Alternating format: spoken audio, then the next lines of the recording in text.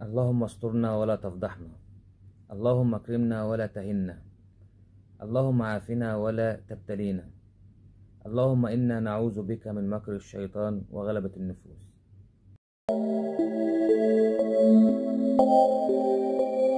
السلام عليكم ورحمة الله وبركاته.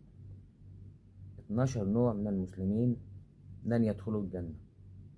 مسلمين، أيوة مسلمين مننا، 12 نوع مننا مش هيخشوا الجنة غير بعد ما يدخلون مدة في النار، الله أعلم هي كام المدة. وقبل ما نبدأ يا جماعة، احنا مرجعنا في الحلقة ديت الشيخ عمر عبد الكافي وكتاب أهل السنة. بسم الله نبدأ. نسأل الله العلي العظيم ألا يجعلنا منهم.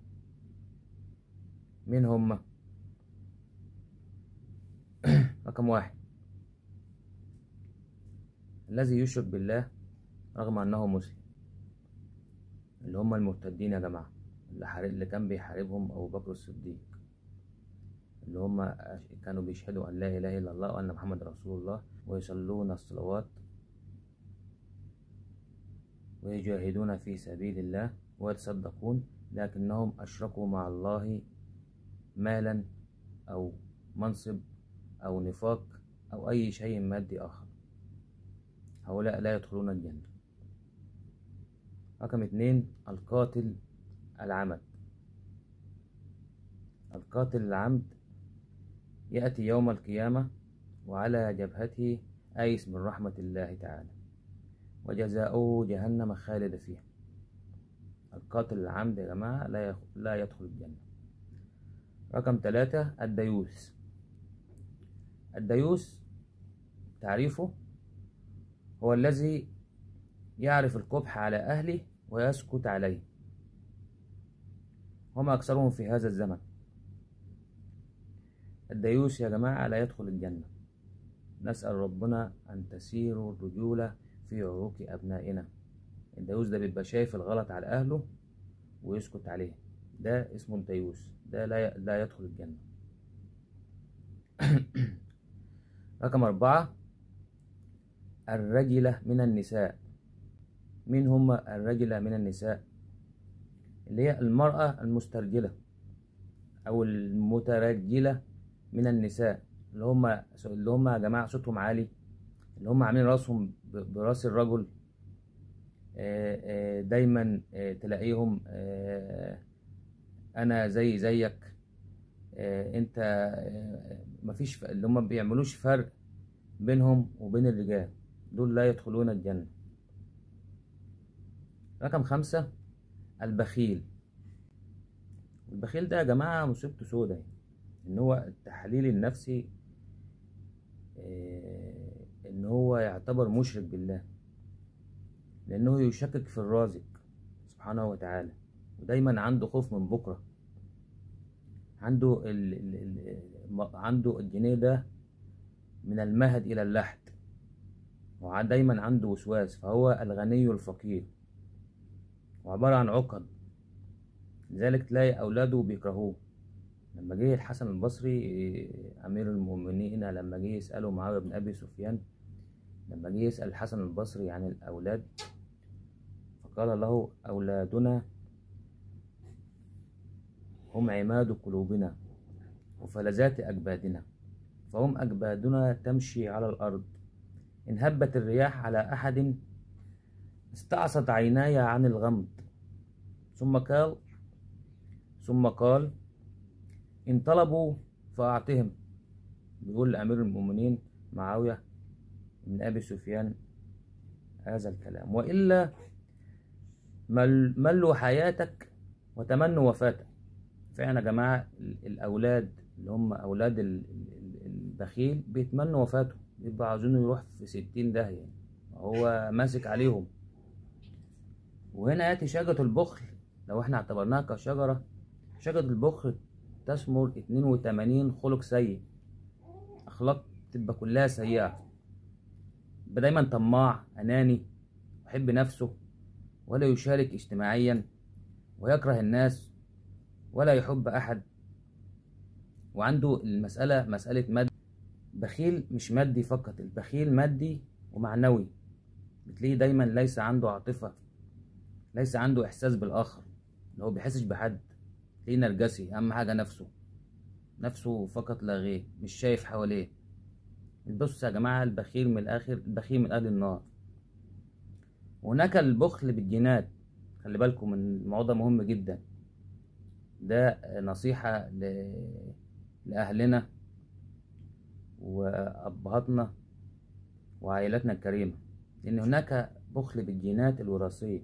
يعني في أسر معروفة يا جماعة، بالله عليكم، بتبقى معروفة اللي هي ماسكة على الفلوس، بتحب الفلوس.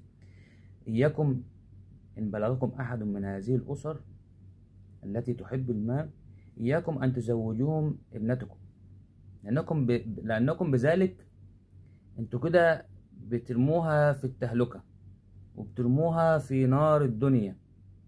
لأن البخيل ما بيتغيرش، بالعكس، البخيل كل ما بيكبر كل ما بيزداد بخل وحقد وحب للمال. فأرجوكوا يا جماعة من عائلاتنا، أي حد بتبقى أسر معروفة، الأسر ديت ماسكة على الدنيا وماسكة في الفلوس وبتحب الفلوس، ابعدوا عنهم. أو إياكم تزوجوهم بناتكم، إياكم. طب واللي اتجوزت وعندها للأسف 3 4 عيال تعمل إيه؟ والله يا جماعة دي ما عندهاش غير حلين، يعني يا تستنى لما يموت والأعمار بيد الله، يا إما ربنا يكرمها بأي مخرج طوارئ تخلع على طول، بأمانة، لأن هي بتبقى عايشة فعلا في نار الدنيا. رقم 6، العاق لوالديه. حقوق الوالدين يا جماعة يعتبر ذنب كبير، واللي بيعوق والديه لا يدخل الجنة. ولا تكن لهما أف ولا تنهرهما. وده مش معناه ان في ابهات وامهات بيستغلوا الموقف ده يا جماعة، او بيستغلوا اللي ربنا سبحانه وتعالى اوصى بعدم حقوق الوالدين. طبعا دي بتبقى قلة قليلة مننا، بس في ابهات وامهات بيستغلوا النقطة دي.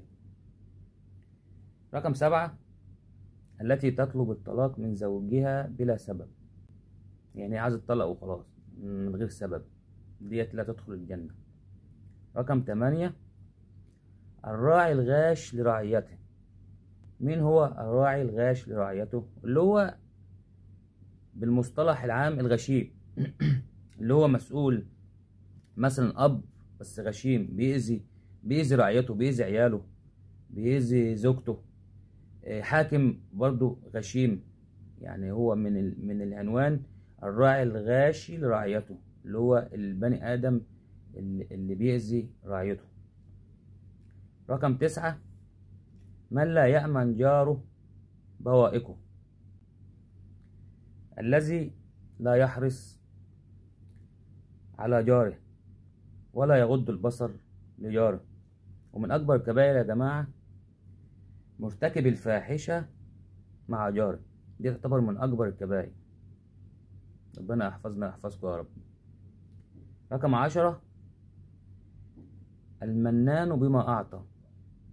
اللي هو البني آدم اللي بيديك حاجة يفضل يذلك طول حياتك، طول كل ما يقابلك يذلك بالحاجة اللي هو ادالك ديت. هذا المنان لا يدخل الجنة.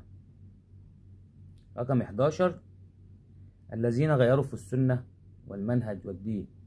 اللي هم الجماعة اللي هم عاملين شيوخ يا جماعة، وللأسف بيبقوا ماسكين مناصب ويأتون بفتاوى لمصالحهم ومصالح حكامهم.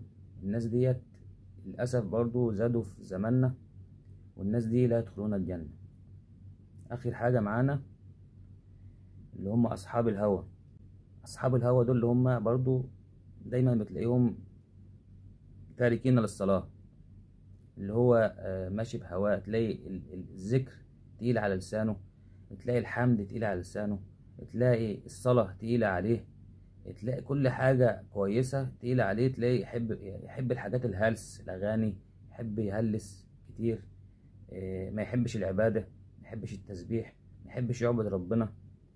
دولت لا يدخلون الجنة. وفي النهاية نسأل الله تعالى أن يكرمنا وإياكم بالجنة يا أرحم الراحمين.